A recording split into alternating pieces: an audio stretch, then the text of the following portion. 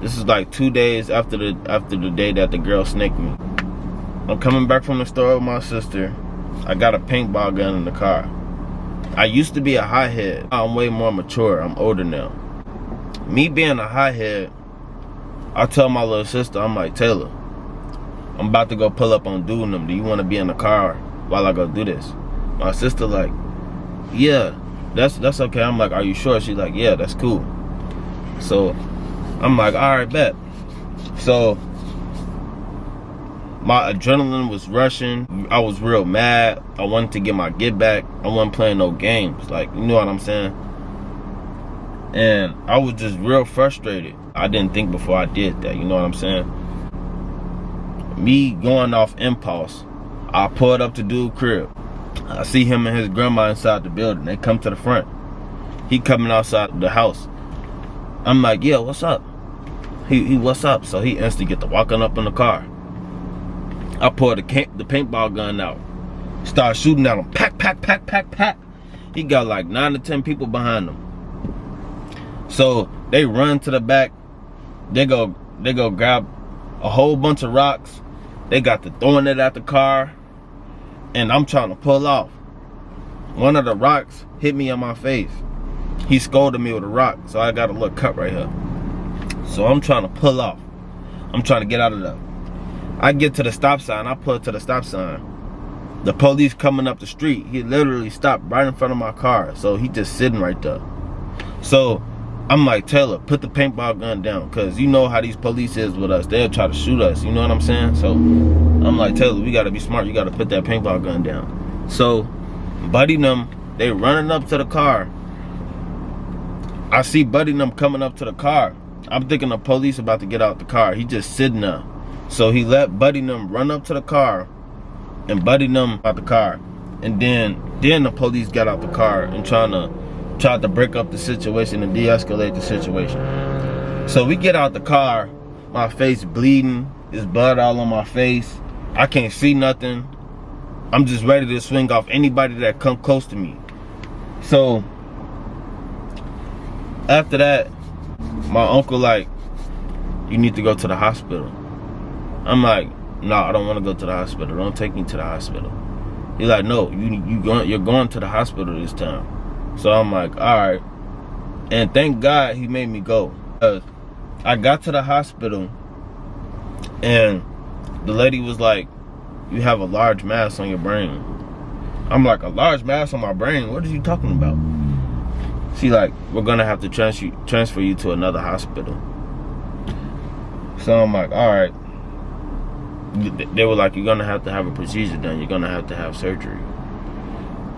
So I'm like, okay. So I get to the hospital,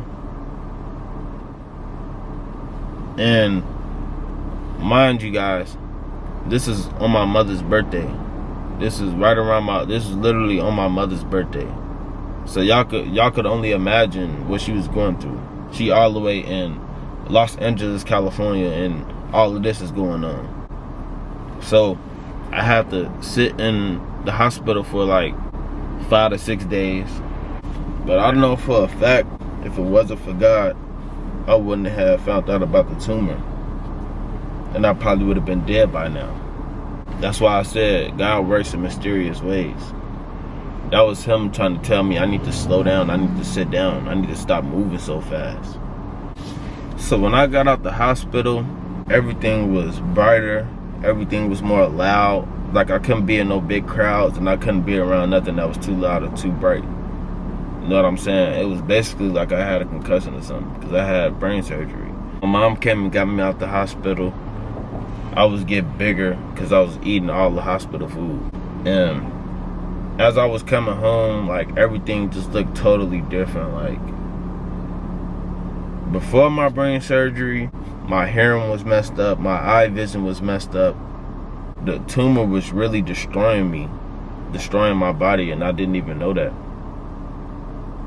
And I was wondering why, like, every time I would go hoop or smoke, my head get to hurting real bad. It'd feel like I got something real heavy on my head, like a bowling ball, literally in my head. Like it was crazy. And also, make sure y'all stay tuned for my other channel. It's going to be called LBU Productions. I'm going to be starting that channel with my grandma. And we're going to be talking about serious topics. So make sure y'all stay tuned for that. I'm going to have some new videos dropping on there. And I'm also going to be doing interviews with people that y'all might know. So what I've learned from the situation is, everything don't deserve a reaction. And sometimes you just got to be the bigger person, because a small thing can turn into something big quick. It can go from 0 to 100 real quick, and the situation can be way bigger than what it is, and create extra problems that don't need to be a problem. You know what I'm saying? So my advice to y'all is, make sure y'all stay out the way this summer, and make sure y'all get to that money. So if y'all got that voice in y'all head telling y'all not to do something, listen to it. Or always do the right thing. Like, always take baby steps and try to do the right thing. You know what I'm saying? Because in reality, we don't have no enemies on this earth. Like, we be getting into it with people that we don't even know, and that don't make no sense.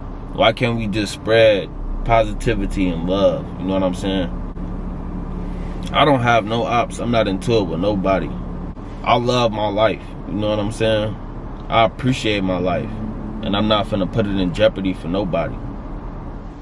Since the surgery, I feel 10 times better now. I don't have no more headaches. I feel like I have more energy, and I feel like I'm closer with God now. So I know what God has in store for me, and that's to stay out the way, get to this money, stay focused on what I need to be focused on. And y'all should be doing the same. I feel like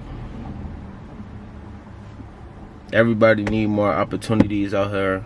Everybody need to focus on their grind and focus on yourself. Don't be worried about the next man. Don't get jealous of the next man. Get inspired. Make that be motivation for you to go do better, instead of looking at that person and being like, why I don't got it? Why he got it and I don't got it? You know what I'm saying? I ain't never been no hater. I want to see everybody winning. Y'all go check out my other videos that I dropped. It should be in the description below. I appreciate y'all for hearing me out, listening to my story. Don't forget to like, comment, and hit that subscribe button if you're rocking with the LB family. And only get involved in things that's going to better you and better your situation. Don't worry about nobody else and what they got going on. Stay out the way, stay focused, stay in your lane. It's as simple as that. It's G Chop and I'm out. Gang.